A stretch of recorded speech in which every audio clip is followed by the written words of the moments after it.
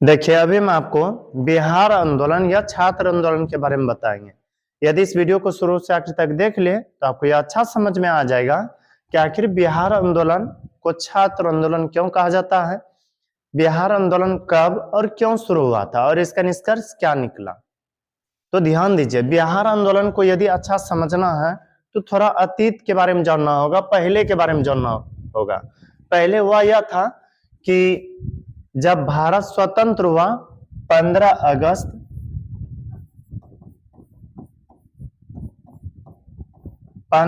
1947 को जब भारत स्वतंत्र हुआ तो इसके साथ ही भारत के प्रथम प्रधानमंत्री पंडित जवाहरलाल नेहरू बने। पंडित जवाहरलाल नेहरू भारत के प्रथम प्रधानमंत्री थे और ये कांग्रेस पार्टी के थे। हालांकि यह लोग सोचे भी नहीं थे कि आजादी के बाद कांग्रेस पार्टी रह पाएंगे, क्योंकि जितना रोल होना चाहिए स्वतंत्रता में उतना कांग्रेस पूर्ण रूप से नहीं निभा पाए थे, ऐसा कुछ लोगों का मानना था। लेकिन जब स्वतंत्रता मिले भारत को तो स्वतंत्रता के साथ ही भारत के प्रथम प्रधानमंत्री पंडित जवाहरलाल नेहरू बने और भारत में प्रथम आम चुनाव 1952 ईस्वी में हुआ। कब हुआ था? 1952 ईस्वी में। और जब 1952 ईस्वी में प्रथम आम चुनाव हुआ ना, लोगों का यह मानना था कि कांग्रेस सत्ता में नहीं रह पाएगा, लेकिन ऐसा नहीं हुआ। 1952 के आम चुनाव में कांग्रेस ने बहुत अधिक बहुमतों से जीत प्राप्त किए और जीत प्राप्त करके सत्ता अपना स्थापित किए केंद्र में। और उसके बाद 5 साल बाद फिर चुनाव होता है 1957 में। 1957 में जब आम चुनाव हुआ तो इस आम चुनाव में भी कांग्रेस ने बढ़िया से बढ़त बना लिया, यानी कि जीत प्राप्त किया। फिर तीसरा आम चुनाव हुआ 1962 में, इसमें भी कांग्रेस ने जीत लिया। अब लोगों को ऐसा लगने लगा कि अब कांग्रेस को कोई भी सत्ता से नहीं हटा पाएंगे।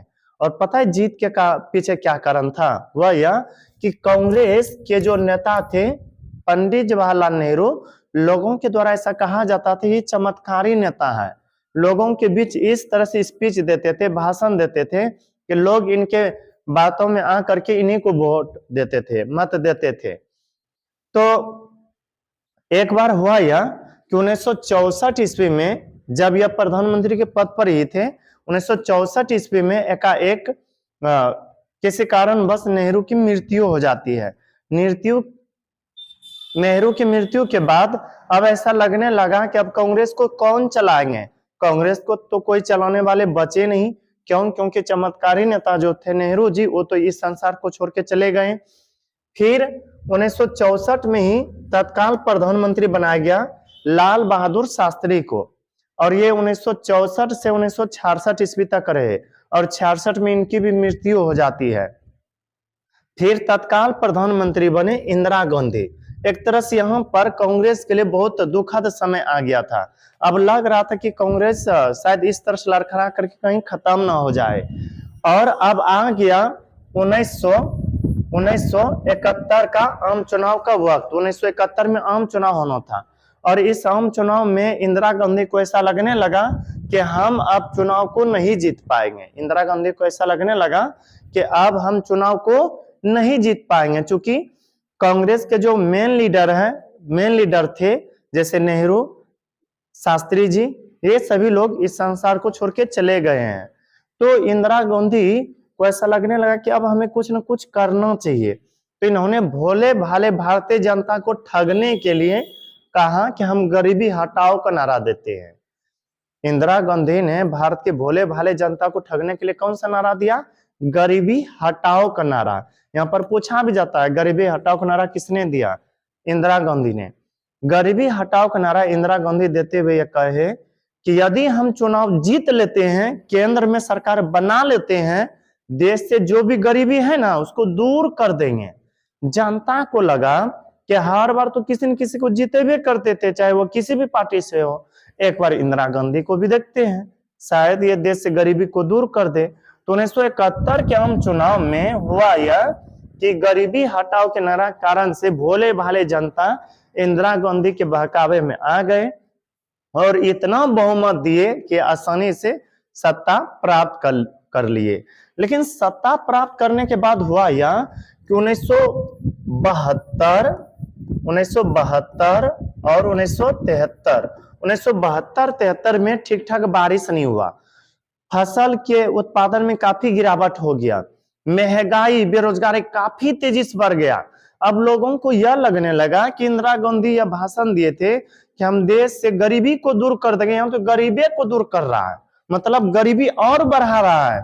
अब गरीब जाए तो जाए कहां। अब लगने लगा सभी भारतीय गरीब लोगों को कि मेरा साथ छल हुआ है। और पता है, अक्सर करके बहुत सारे आंदोलन सुने होंगे बिहार की धरती से स्टार्टिंग हुआ है।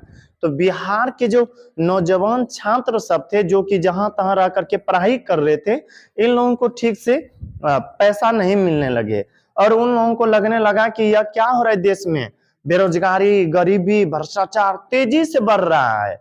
और इस कारण से बिहार के छात्रों ने इंदिरा गांधी के खिलाफ आवाज उठाना शुरू किया। किनके खिलाफ? इंदिरा गांधी के खिलाफ। ध्यान दीजिए, बिहार के छात्रों ने इंदिरा गांधी के खिलाफ आवाज उठाना शुरू किया और इस स्थिति को देख करके जयप्रकाश नारायण, अर्थात जिनको कि हम लोग लोक नायक कहते हैं, लोक का मतलब होता है जनता और नायक का मतलब हीरो, जनता के हीरो माने जाते थे जयप्रकाश नारायण। इनको लगा कि छात्रों के साथ, आम लोगों के साथ ठीक ठाक कुछ भी नहीं हो रहा है और ऐसे तो ये रेल मंत्री थे, उस पद से इस्तीफा दे करके ये बिहार के छात्रों के लिए आंदोलन में कूद गए और इनके द्वारा चढ़ बढ़ करके बिहार आंदोलन चलाया गया।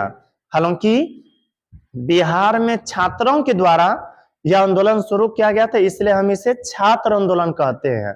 और बिहार से यह शुरू हुआ था आंदोलन, इसलिए हम इसे बिहार आंदोलन कहते हैं।